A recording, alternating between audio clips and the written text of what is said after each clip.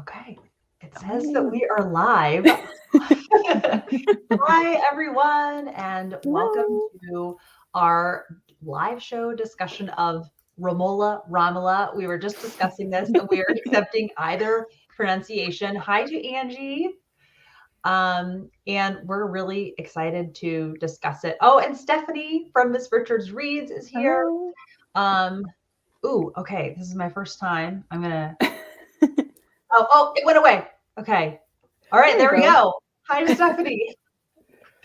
So yes, we're on my channel. I'm Kate Howe, and I love Victorian literature, and I love George Eliot. My love for her writing knows no bounds.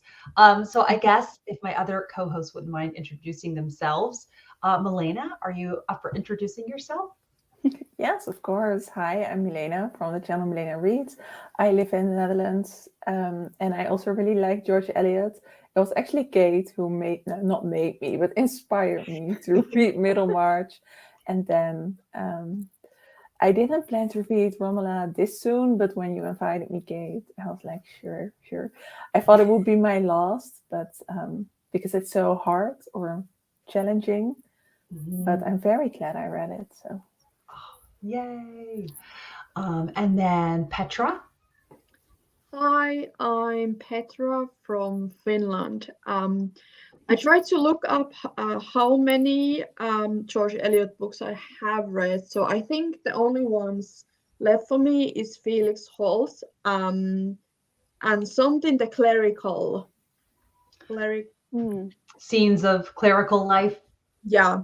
So Okay. my experience with George Eliot is quite funny because I actually read Middlemarch.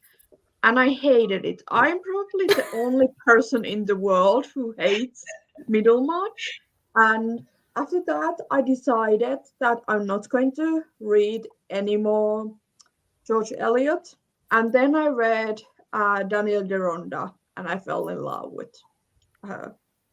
And that, alongside with The Mill on the Floss, which is actually quite an unpopular opinion to love it, but I love Daniel Deronda and Mill on the Floss. Awesome. And then Mary. Yes, hello. I am Mary from the channel Mary Among Stories. I am from Portugal. And first of all, I just want to thank Kate for inviting me because this has been such a wonderful experience. And I have been watching your videos for years now. So this feels a bit surreal for me. So thank you for that. I also really enjoy George Eliot's books. I've read Middlemarch and loved it. And I've also read Silas Marner, which I didn't love as much, but I always loved her writing style. And with this book, I think I agree. It was definitely more challenging, but I'm still very happy I read it because there's so much to discuss and so many things to question. So thank you again, because I'm very happy I read it. Oh, thank you, Mary. It's funny, I didn't even know that you watched my channel. I Yeah. but I found yours and was like, this is glorious. Oh, And thank you. so it's very, very lovely to have you three ladies here, three kindred spirits. And Petra, I will just say I did hate Middlemarch the first time. So I'm not saying, now. I have reread that. Oh, and you still hate it? I didn't hate it, but it felt like 3 star for me, which is quite low for classic. And low for that long of a book. Like it definitely doesn't feel worth it if it's that long. Okay. Yeah. All right. It might just not be for you. Yeah. Exactly. That's okay. Yes. Ironically, I don't like The Mill on the Floss, and I've done it twice now. Yeah, I I remember do that. think that the ending divides opinions. Yes. Mm. Yes, it definitely does. Very much so. Yeah. Whereas the ending of Romola, I relish it. I savor it. So I will be curious. Anyone watching, this is going to be just brimming over with spoilers. So you can just know that going in if you don't care about spoilers, or you can save this for later and come back to it. This book, I feel, is such an intense kind of suffocating experience as you're reading it. it's also unrelentingly slow Mhm. with the setting up and setting the scene of Florence at the time, and so many chapters. Well, not so many, but a handful of chapters of kind of the townies talking in the barber shop. And I don't care if it's a classic or a modern book, I'm never that interested in those kinds of conversations. Um, so those were really hard for me. And I get you're trying to give kind of a slice of the culture at the time and the sentiments and everything. Okay, all the comments just like were not showing up for me, and now here they are all too. So I'll just pause because Elizabeth wow. Britt said that she loves Daniel Deronda too. It's so good. Um, I think I just love the character of Daniel Deronda so much too. That's part of it. Yeah. And Stephanie said that this was her second after Adam Bede, and she loves them both so much. That's so Nice. interesting, Stephanie, because I feel like Adam Bede is the most approachable, and Romola is like the hardest, the most challenging. Mhm. Let's see. Oh yeah, for Adam Bede, Stephanie says that the setup was slow, or maybe it's about this. The setup was slow, but I enjoyed her writing so much that I didn't mind, Yeah. and really picked up. Yeah. Yeah, so I think it's just the character of Romola is the main thing that makes this book for me. There's a lot of church politics in this, and ironically, even though I am a person of faith, like I'm never interested in church politics in books. I guess I just find the details so overwhelming. I'm not sure what it is.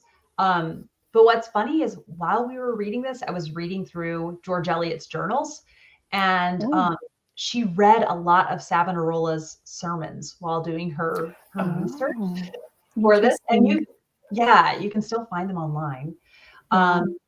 Yeah, so I'm looking forward to hearing your ladies' thoughts. So I guess Petra, are you willing to share kind of your experience reading this? Yeah, so as a historian, I actually enjoyed the church politics and the time frame the most because actually I'm preparing my PhD proposal, and I'm going to study like the later Middle Ages in Italy, so it's quite near to the time that this book happened. And I kind of knew quite a lot of like framework when it comes to the historical setting. So that is probably why I was so interested in it. And I actually told, I think, Kate at some conversation that when I was a teenager, I was obsessed with Renaissance Italy and the Borgias. So I knew quite a lot of that time, and I was actually really interested of all the talk that included like historical figures, and it was really interesting to see that. And I also am really interested of late medieval ages and the Renaissance, like lay religious movements, because that was a really big part of Italy of that time. And I have researched a couple of the most famous lay women that were working in Italy during the plagues. And I actually have to agree with one comment that I didn't feel that the book was slow. Actually, like I started the book and I read 150 pages and I was just so immersed with it. And I thought this was actually the most fast paced George Eliot novels Oh, that interesting. I have That's read. surprising. Yeah. And probably why I didn't love this as much as like Daniel Deronda was because I felt that the characters weren't as multi-layered as I thought in other George Eliot books, but I loved it because it really felt both Victorian and Renaissance Italy at the same time, and it was really interesting. That is a really neat thing to read classic historical fiction to kind of Yeah. see what the Victorians thought of this kind of Yeah. era in Florence. Yeah, and Victoria, some of the Victorian proto-feminists were actually really interested of Italian women saints like Catherine of Siena. So it was quite. I actually have read one Victorian biography of Catherine of Siena who was living in Italy in the 14th century. Very interesting. Wow. Yeah. Is it an author that we would have heard of? Who wrote it? I think it was Josephine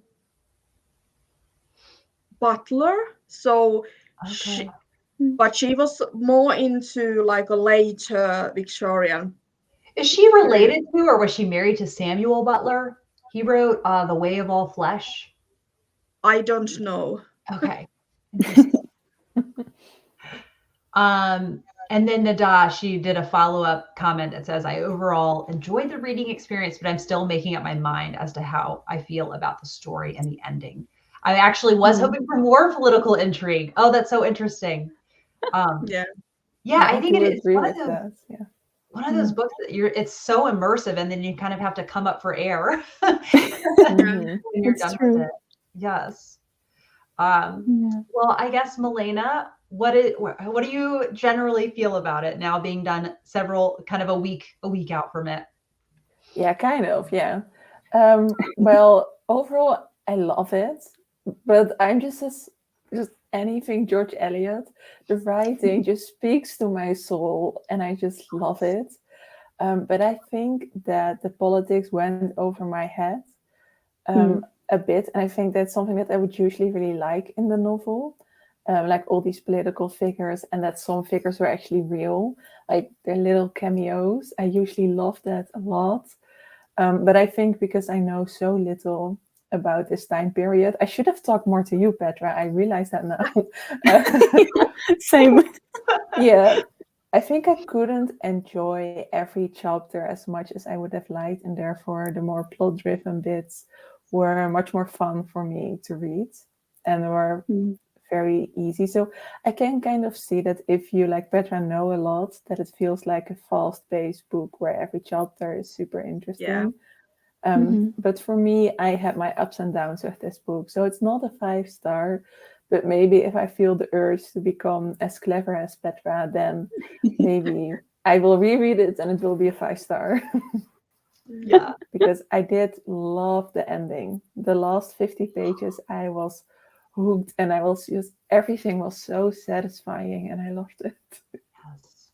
Yeah, I felt that the plot picked up quite a lot during the last 100 pages. Yeah. I couldn't physically put the book down because I was just keeping turning the pages. Yes. I read the last 100 pages in one day, and I'm not usually a fast reader, but it just kind of happened. Yeah.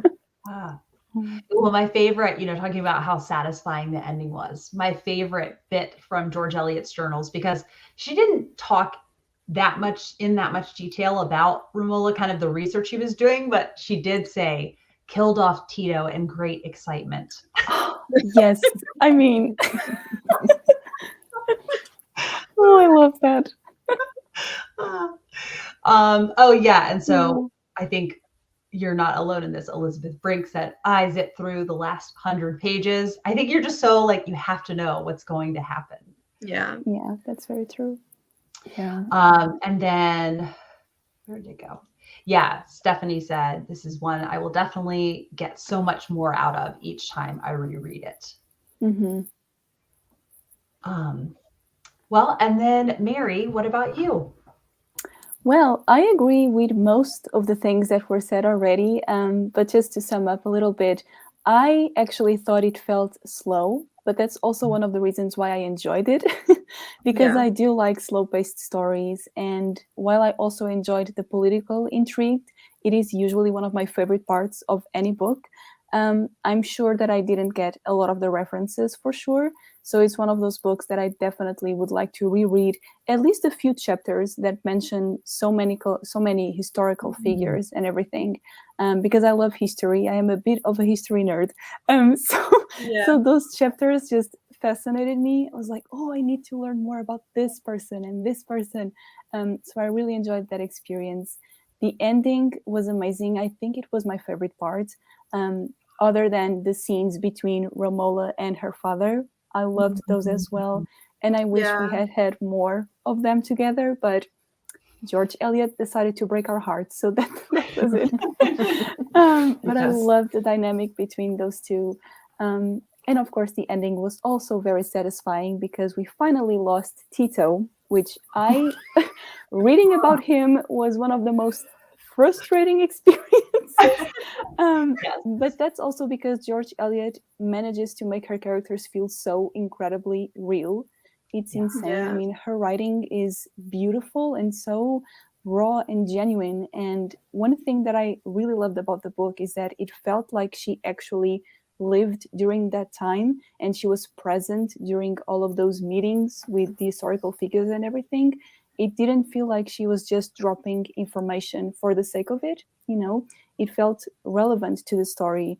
And I love how she just poured so much knowledge into the book without it feeling overwhelming, I guess. So yeah, overall, I really enjoyed it. I struggled a little bit maybe with the middle part because it focused so much on Tito. And I have to say, I struggled a little bit with that. But overall, I think it's a great book and one that's definitely worth of rereading. I'm so glad that you enjoyed it. Yeah, it's definitely, it asks a lot of the reader. But I feel like it gives back so much.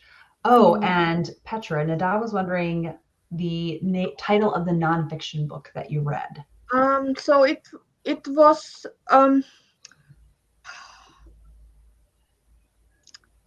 so it was written by Josephine Butler, but it was something like Catherine of Siena Alive or something. Okay. So the author's Josephine Butler, and then I bet it will pop up if you Google that. You can actually find it free from internet because I used like some sort of app for that. Very, very cool. And then speaking of heartbreaking scenes, also for all the book lovers, when the library gets not just sold, but like broken up, and it's so and it's just the manner in which Tito is explaining it to Romola. It's not just like, I'm really sorry this happened. He's like, you'll see, it's really for the best. Like, exactly. Just don't you worry your pretty little head about it. Oh my God, it was so frustrating. I even wrote a comment on Discord about that because the way George Eliot writes about manipulating characters, like it, oh my God, it was so frustrating because it felt so real. Oh my gosh, it's heartbreaking. Did he actually have a reason why he sold it? Because I felt that he didn't need the money because he was quite wealthy at that point already. Was it he was just wanting to get out of the city and he felt like the library would hold them up? Yeah. I think so. I think that was it. I think it was a principle thing. Yeah. I love Andy. The library's still too soon. Oh. It hurts. It's like the opposite of when he gives her the library in Beauty and the Beast. Oh my God, yes. But it's such an important moment in the book for Romola as a character. So even though it hurt us so much, it kind of needed to happen. I mean, I would have preferred it if it had happened another way, but yes. Yeah, just she lost first her father, then the library, and then the godfather. Because I loved her relationship with her godfather. I just found it so, like, the last act between them was just incredible. Yes.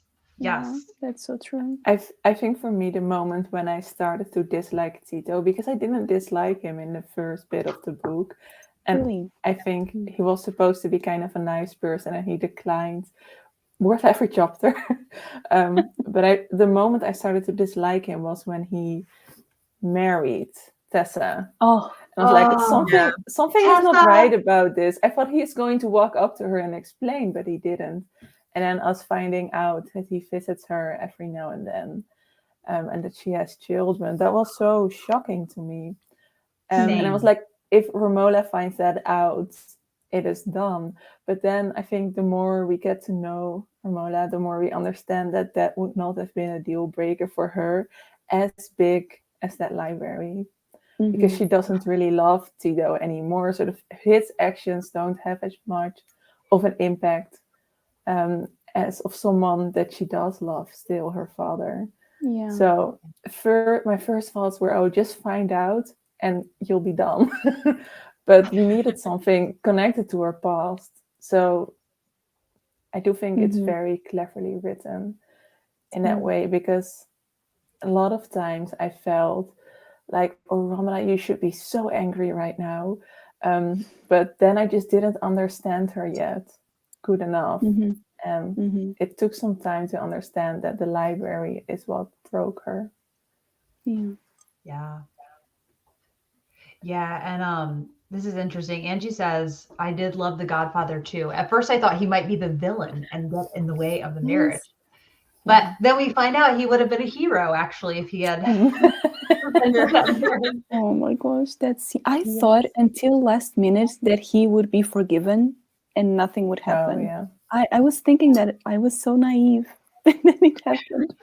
Well, I mean, she could have done that. You know what I mean? I know, it was so I know. prerogative. So I understand being kept on your toes. Like, what is the fate of Tito going to be? Yeah.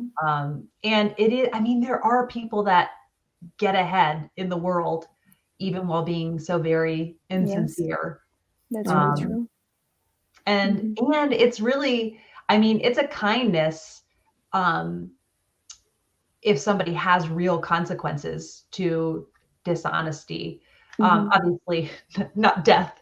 But you know, for someone to be caught up in kind of small acts of deceit, that's a mercy. Then look what happens to Tito. You know, he's just so caught up in his tangled web. For sure. Yeah, the ending is very like girl power. Oh yeah. Yeah. Oh, I love that. I find it interesting that it's kind of insta love with Tito and Romola.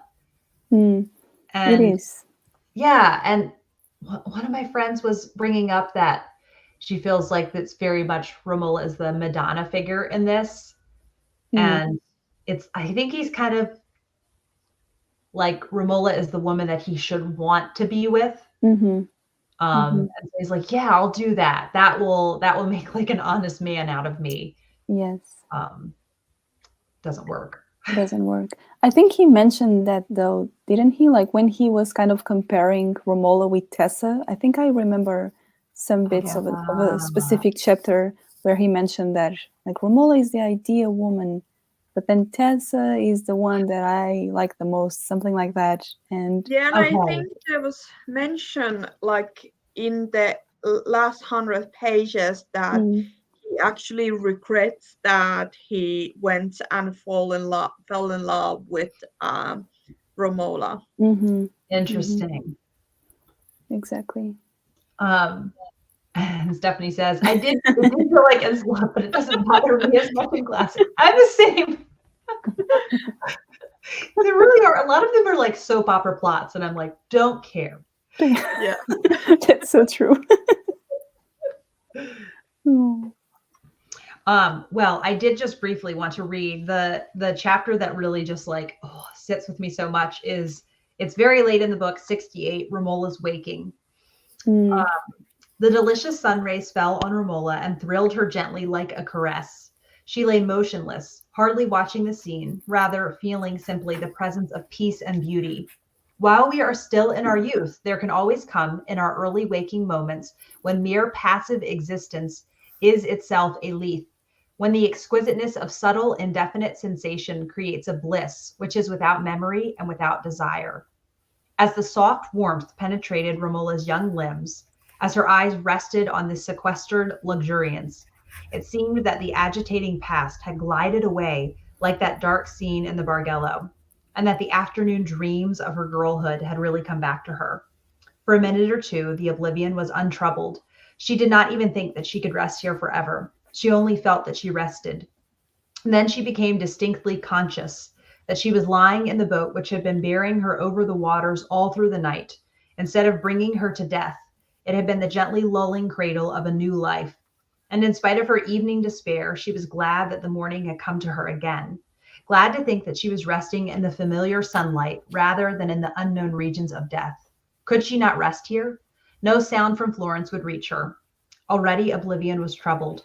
From behind the golden haze were pierced domes and towers and walls, parted by a river and enclosed by the green hills. So it's very, it's like she has a rebirth. Mm-hmm. Yeah. Mm-hmm. Yeah, she finds a new purpose. I thought that was so beautiful. The last conversation that she has with Tessa's children, I thought it was so beautiful. Yeah, it was actually pointed out in the introduction that basically Romola takes the place of Tiso in the family. So she's the one that is going to teach Tito's children, and especially the older one, to be a scholar. And it was really interesting. And there was actually a point in the book that Romola went and sit in Tito's chair, and in the end she actually sits in the chair and is the man in the family. And I thought that was such a very well done ending, because you can see that Romola actually became herself. She wasn't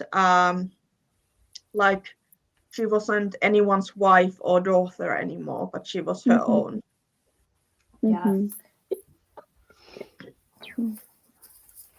I really enjoyed that part of the introduction as well, because just a little bit before that, it says that all the men in the book are somehow fathers to her, whether that is the father of a church, like her godfather, or her intellectual father, which is, I have such a hard time with his name, Salvanarone. Difficult name.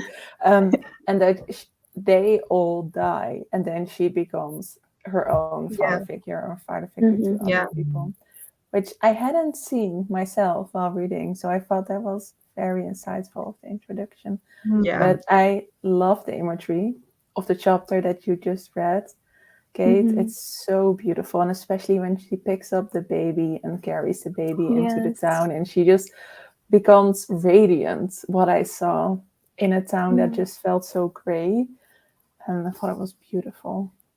Yeah. I feel like it's a common theme in her writing of characters finding happiness kind of outside of themselves, having a greater purpose outside of themselves. It seems to be kind of a thing, kind of when a character has grown and matured. Yeah. Nada says, I love the way George Eliot described Tito's fall from grace. I can't recall the exact words, but it was something about drowning in debt, and was so beautifully written. George Eliot has a way with words. Oh, yes. And then Elizabeth said, the whole section about Romola and the boat was so moving. You had to wait for like 10 chapters before George Eliot comes back to Romola and the boat.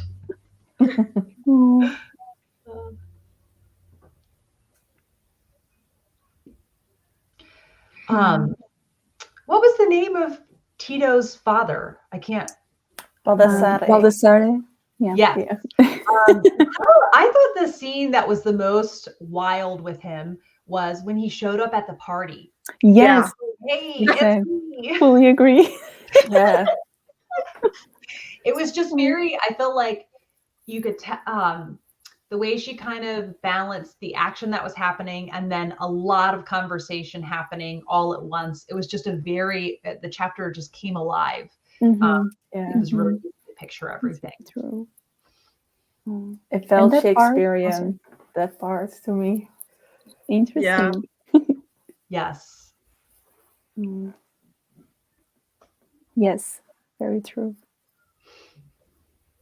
I love the audiobook on that section as well, because then the narrator made such a vulnerable voice when he started speaking. I love that. I think it only enhanced the experience for me. Was Nadia May the narrator for you? Oh, I would have to check, but maybe. Okay. I will check and let you know. She was one of my favorites. Oh, She yeah, she was also, I love her narration of Wives and Daughters. So her interesting. voice is very familiar to me. Yes.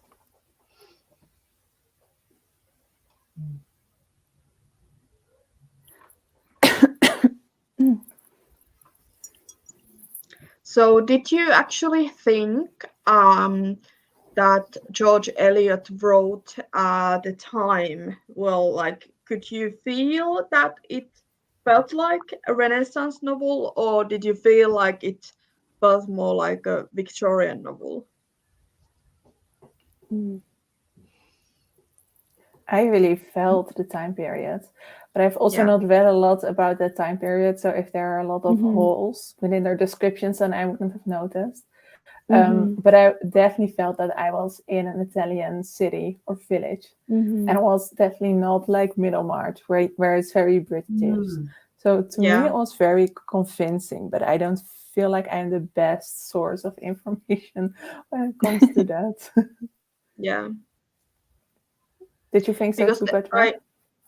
I read a couple of like reviews when I looked up at the like Goodreads, and a lot of people thought that George Eliot didn't make it feel like Renaissance Italian novel. But I actually don't agree with that, because I think it was done very well, and you can definitely see that George Eliot had like read I can't pronounce his name. That guy. Yeah. The S, So yes.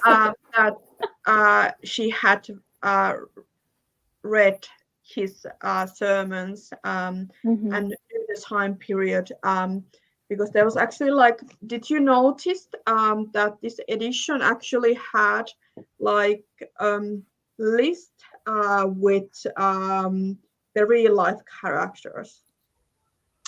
Oh, right. So it has his glossary of historical figures. Yes. Oh. Yeah, I did see that.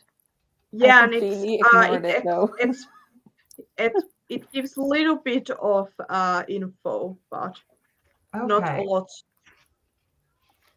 And Edward, to your knowledge, did the timing of that happen where Savonarola came and preached doom and gloom, and then there was the invasion of the city?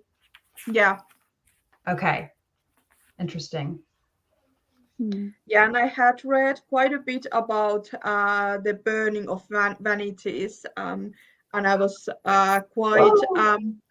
I thought it would have been like, I hoped it would have been a bigger part of the novel, because that was a really big part of his preaching, the burning of the vanities. Yeah. Interesting.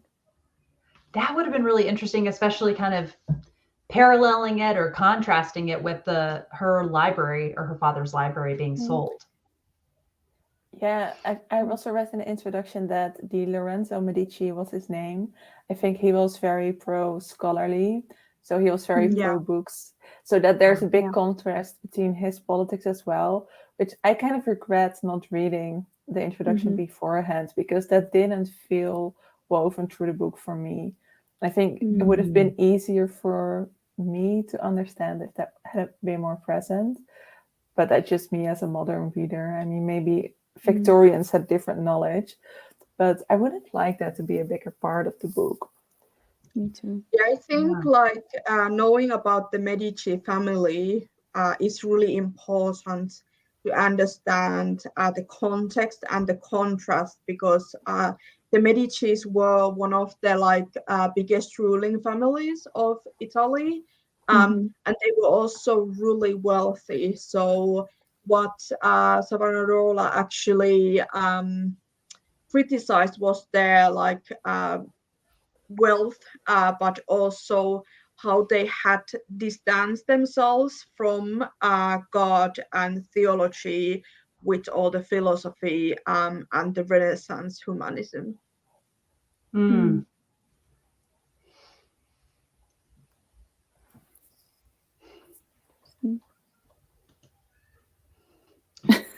Oh, we should, yes. Fair enough. It took me a long time before I realized that it was the same person, because yeah.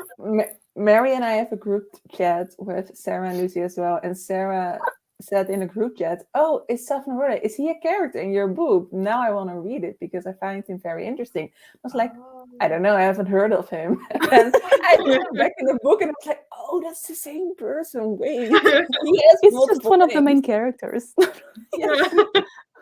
There should be, I don't know, kind of to make it more user-friendly with classics. If anyone has a nickname, it should be made abundantly clear, a nickname or a second name that they're being called. It was a bit of a Tolstoy experience for me. With all the names. Yeah.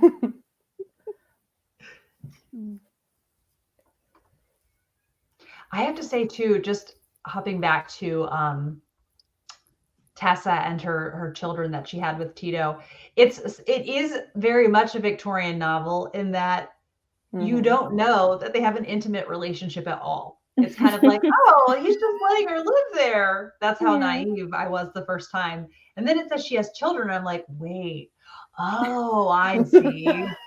Exactly. One of the most surprising things to me was that she was an age at which she was able to have children. So I was like, wait, did a lot of time go by, or is this more obscure than we believe? It was very confusing. Although I guess I thought was she about 14 when the book starts? That's what I think. To me, she was 8 years old in my mind, but that could have been the narrator's fault, because she really gave her a child's voice. Yeah, but she seemed really childish in the beginning. She did. Yes.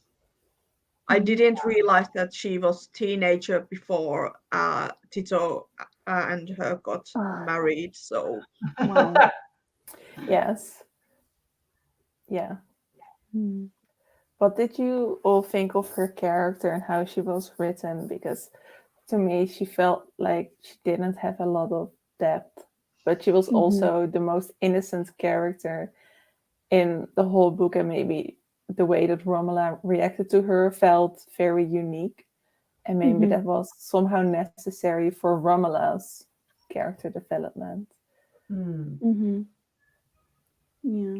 I mean, she seemed like a good person to me, just very naive. And it's like you said, she lacked a bit of depth for sure. But I felt bad for her as well. She was being, manipulated and tricked without really knowing it. Thinking about the experience that she had with men, because wasn't her stepfather beating her, and I think it is really understandable why Tessa loved Tito so much, because he took her from the bad situation and gave her some sort of status and money to live. How did you feel about that Romola didn't tell her the truth in the end? Because I had expected her to do that, and I thought actually it's a kindness that she didn't. Maybe it is, or is it? It was, or is it? Because I mean, it's just, is she going to have Romola around forever? To be kind of a mother to her. I don't know. And then for those kids to know they had like such a crummy father. Yeah, I think it was kind of a kindness to Tessa to have a fond memory of her husband, because Romola had such a crappy memory of Yeah. him. There's a quote here that this is about Tito, and I just thought it was so good. It says, "Under every guilty secret, there is hidden a brood of guilty wishes, whose unwholesome, infecting life is cherished by the darkness. The contaminating effect of deeds often lies less in the commission than in the consequent adjustment of our desires, the enlistment of our self-interest on the side of falsity, as, on the other hand, the purifying influence of public confession springs from the fact that by it the hope in lies is forever swept away, and the soul recovers the noble attitude of simplicity." So, I mean, I do wonder kind of if he had a real heart-to-heart with Romola. I feel like she would have found a way to forgive him. I mean, I don't know how they could have lived really with him around, and then also Tessa and the children. But there was no way he was willing to own up to what he'd been doing. No. I think one of the most important parts of his character is that he constantly says that he doesn't want anything hard, anything difficult, anything that feels negative. And he is such a coward. And I feel like even if Romola tries with a conversation like that, a coward would never engage because it hurts and it's difficult. So I think there was no hope for him. Yes. I agree. Yeah. Unfortunately. Yeah. Tessa, hearing. Oh. I thought that was such a lively chapter as well, with the carnival and him being like, "Oh, you can't be here with me."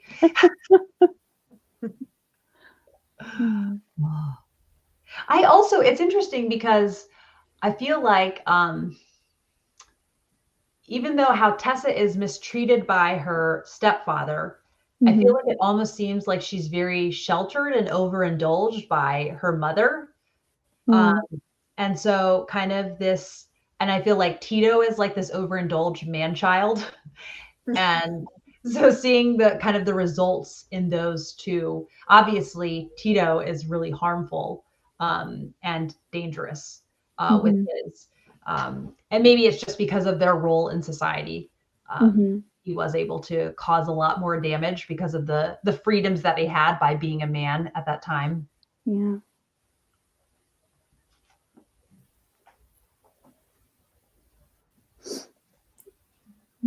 So have you, Kate, read all of the books by George Eliot, haven't you? I have. Yeah, there's two narrative poems, one that's shorter called How Lisa Loved the King, and then The Spanish Gypsy, which obviously from the title, it hasn't aged quite as well as some of her things. But yeah, all the novels I have. Yeah. What is your favorite? I think Middlemarch is my favorite. Daniel Deronda is a very close second. And then Romola, I feel like, is its own category.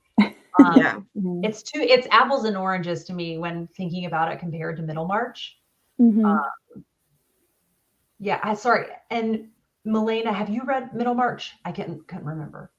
Yes, I've read Middlemarch, The Mill on the Floss, and Silas Marner, and then of course this one. Okay. Oh, well, Daniel Deronda and Adam Bede are like extra treats. I'm excited for them. What's that? To read them. Yeah, I'm very excited to read them both. I think I will start with Adam Bede since that one was written earlier. I've been reading all over the place with George Eliot, and the best for last. I think I will really like Daniel Deronda. It's so heartfelt.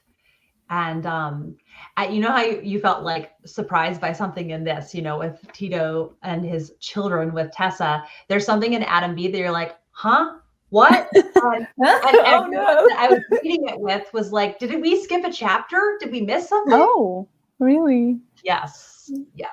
Interesting. Well, now I might read Daniel Deronda first because I need to know what that is. Same. Yeah. And then Mary, have you read Middlemarch? I have read Middlemarch and I love it very much. It's still my favorite, but I haven't read as many by her. I definitely want to. I actually own Adam Bede, so I might start with that one. I don't know. But I'm definitely intrigued now, so I'm not sure. You've convinced me to maybe try Daniel Deronda first. I don't know. Yeah, they're both very good. Adam Bede is like maybe, I don't know, more pulpy or something. It's and it's based on, I don't want to give too much away, but basically it's based on a real story that George Eliot heard, and then she was like, "I'm going to write a book featuring that." Cool. Oh, yay, Stephanie! Oh, that's so fun. It is. Oh, it's gorgeous. Oh, interesting. Well, someone who didn't enjoy Adam Bede that much enjoyed it. I think definitely. They're very different. Yeah, I think Adam Bede is more religious than Daniel Deronda. And I think like that Daniel Deronda has one of the best developed female characters, like Gwendolyn Harlot. Like, it's just incredible how much she grows during the novel.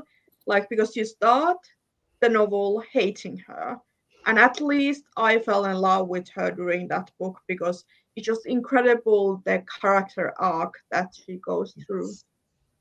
Yeah, I feel like what started with Adam Bede is actually like more developed in Daniel Deronda and Middlemarch. Yeah, it is interesting because, like you said, I mean, that makes sense. Adam Bede was her first novel, so she was kind of like working out how she wanted to go about things. I'm always so nervous to read the last one, especially when people say it's the best. I had the same with Charlotte Bronte and Villette. I was so scared. That one worked out, luckily, but I'm sure I will love Daniel Deronda too. Yes. Me and Villette, we don't get on. I read it once and really didn't like it, and then a couple times I've tried to read it a second time, and I just cannot. Oh, I'm sorry to say, but I'm so happy because I don't feel alone now. I also don't like it.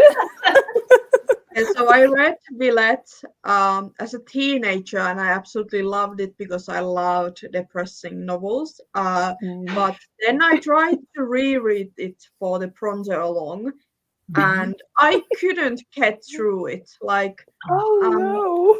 I read it until the time that she spends the holiday in the city, and it was just so depressing that I started feeling like I was reliving Villette in my own life, and I decided to DNF it. I support that. Yeah, that's not a nice book to feel like you're living in your own life. No.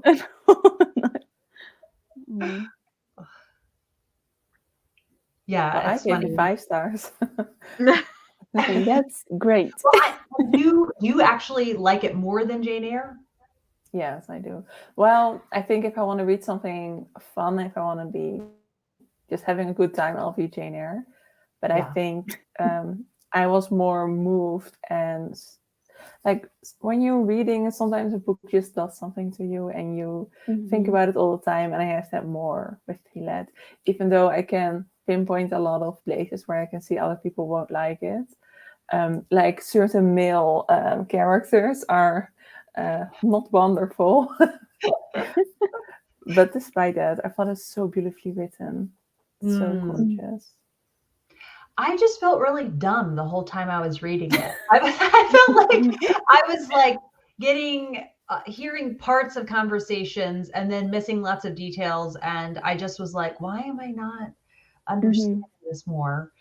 So something about her writing style, I don't know. It's, you know how some, like, I think some people find George Eliot unapproachable, and I just find her really approachable. I think it's just really individual to every reader. Yeah.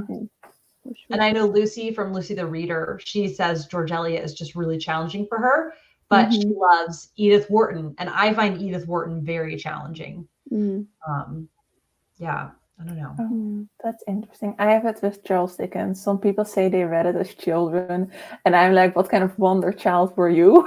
Because I'm Mary. How? I don't know. This books difficult. They're so good though.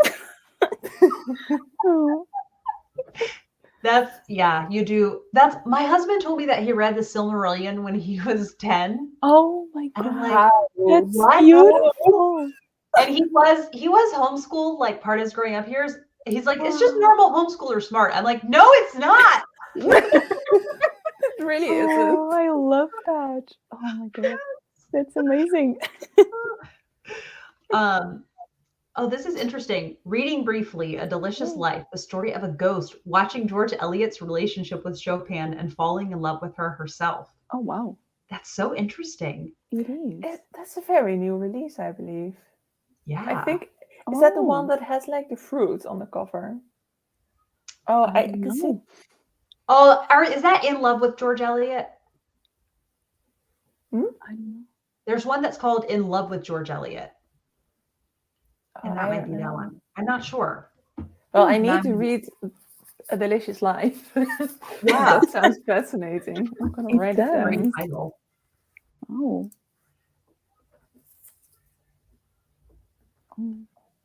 I find it interesting how George Eliot's life itself was like a sensational Victorian novel. Yeah. Oh, more than any of her actual novels. Yes. Yeah. And Adam Bede, like when it came out, then people finally figured it out. And she even has a letter from Elizabeth Gaskell, and Elizabeth Gaskell is basically like, I really like you. Please, though, I hope this isn't true about you, but we'll still be friends, even if it is. Oh, that is nice. Yes. How sweet. Yes. Oh. So what rating did you give Romola, if you gave a rating? I gave 5 stars. I love it. Oh. It's not fun, but Doesn't have to be. No. but it really, really sticks with me. But it's the one that I'm the least like, I am up for reading that out of her books. But yeah, still 5 stars. Yeah. I haven't read it yet, so I'm not sure. I think it will probably be a 4-star for me. Between a 3.5 and 4 stars, I would say. Yeah. Yeah, same for me. I haven't rated it either yet because I wanted to wait for this live show. Yes, me too. But I still feel the exact same, so it's very confusing. So, Mary, you know how Milena was saying she loves The Professor. Is there a classic that you feel like a lot of people are like, no, I don't like it, and that's one that you really love? Oh, that's a good question. I mean, I guess Wuthering Heights, because I know a lot of people don't like it. Other than that, I'm not entirely sure, actually. A classic that most people don't usually like. I think Wuthering Heights is my answer. I also like Dickens a lot, which I know people sometimes struggle with as well. But I just really love his books. Yeah, I think Dickens will grow on me because I started reading it in like publication order, and I have basically been going through his earlier books and have been hating them. Yes, those are not good. Yeah, but I think I will start enjoying him more, especially when getting into like Dombey and Son and Little Dorrit. I have read Our Mutual Friend, but I read it quite early on my like English reading life, so I felt quite confused by it. So I think it's definitely one that I want to reread. You know what? I don't even have the excuse of English being my second language, and I felt quite confused by it. Oh, I have another answer actually. Maybe Dracula by Bram Stoker. Oh, you know what's funny? Dude, I love Dracula, and Milena loves Dracula. I know. Yeah. I love it too. Petra doesn't. Of course. I get it. I get it too. But it's so much fun. It's full of fun. That's what I love. It's full of fun. Yeah. Yes. It's so ridiculous. Which I Yeah, love. I think it's the kind of book that I enjoy in movie format, but I don't want to read it. That's fair. Yeah. My friend Becky, that she's alias Twiggy on Bookstagram, but loves Dracula so much and named her little girl Mina.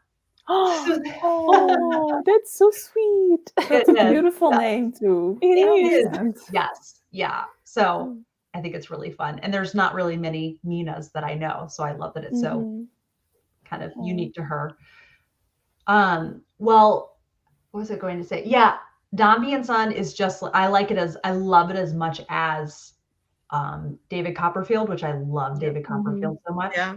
And it feels like two different authors to me. Then like the same person that wrote Barnaby Rudge and Nicholas Nickleby, and yeah.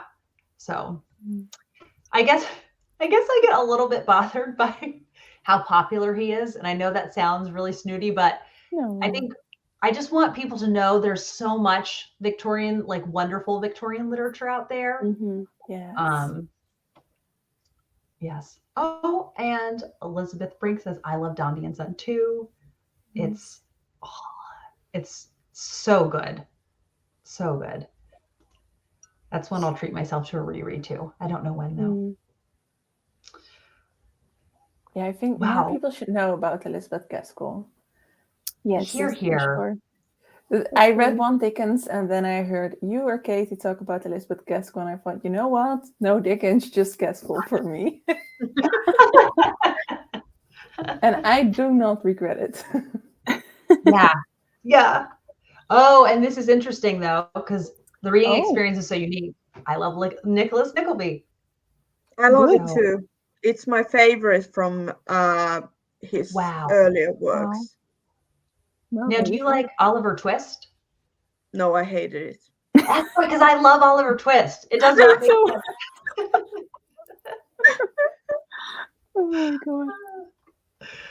Well, thank you, ladies, for doing this read along with me. And I'm sure we'll be processing this very intense book more as the days and weeks go on. And I hope everyone enjoyed watching. Thank you for joining us for the chat. And if you're watching this back later on, I hope that you enjoyed it and it spurs you on to read more George Eliot.